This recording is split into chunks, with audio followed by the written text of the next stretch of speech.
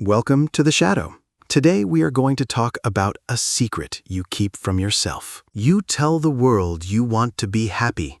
You tell your mirror that you want peace. But tonight, in the silence of your own mind, we are going to look at the truth. The truth is that you are addicted to your own suffering.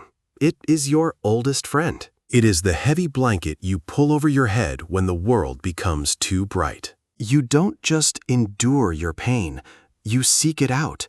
You cultivate it like a dark garden. Think about the last time things were going well. Think about that moment of calm. Did you enjoy it? Or did you feel a creeping sense of dread in the back of your skull? A voice whispering that this cannot last. A voice demanding that you find the flaw. The human brain is a survival machine, not a happiness machine. It values certainty. And there is nothing more certain, more predictable, than the weight of your own trauma. To the brain, a familiar hell is always safer than an unfamiliar heaven. It's biological. When you live in a state of constant stress, your body becomes a pharmacy of chaos. You become hooked on the cortisol. You become addicted to the rush of the adrenaline. Your neurons have fired together in patterns of grief for so long they have become ruts, deep, jagged canyons in your consciousness that you can no longer climb out of easily. Happiness feels like a foreign language. It feels unstable. It feels like a lie. But suffering? Suffering is honest. Suffering has never left your side for a moment. We call it a trauma loop, a recursive nightmare where you recreate your own orphaning. You seek out partners who ignore you because that coldness feels like home to you. You sabotage your career because the pressure of success is more terrifying than failure. You pick fights with the people who love you because their kindness feels like a threat. In the Psychumbra, we understand that the ego needs a story to survive. Any story. If your story is one of the victim, you will fight to protect that identity at all costs. Because if you aren't the person who suffered, then who are you? The void is terrifying. Without your wounds, you are a stranger to yourself, and that is the ultimate fear. We cling to the bars of our cage because we have forgotten how to walk in the open air. The bars are cold, but they are solid.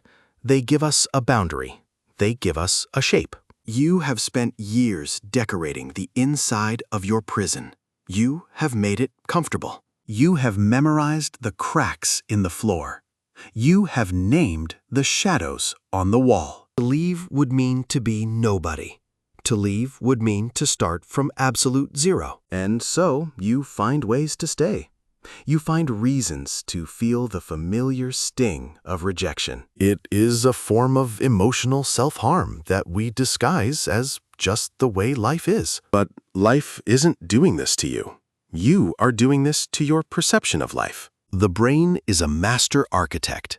It builds the reality it expects to see every day. If you expect betrayal, you will subconsciously provoke it until it finally arrives. And when it arrives, you feel a sick sense of relief. I knew it, you tell yourself. That I knew it is the sound of the addiction being fed.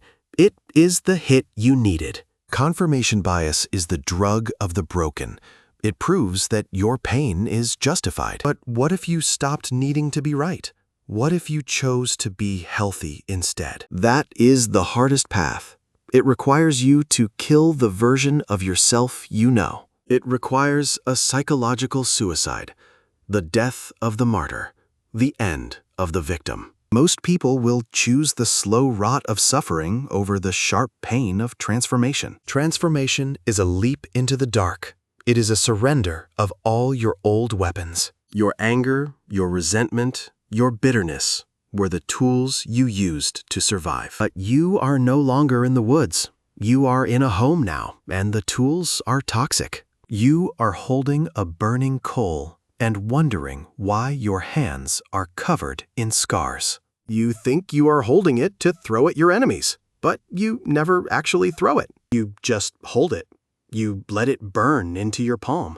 You let it become part of your flesh. The addiction to suffering is the most subtle form of self-sabotage in the human mind. It disguises itself as deep thinking.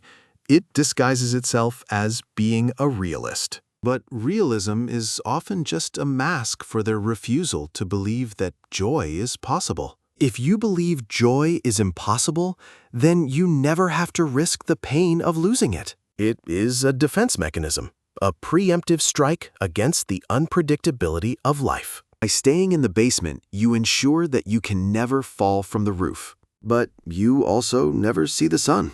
You never feel the wind. You just smell the damp earth. The trauma loop is a closed circuit. It feeds on itself. It requires no outside input. You can sit in a silent room and destroy your own heart just by thinking of the past. You replay the scenes. You edit the dialogue.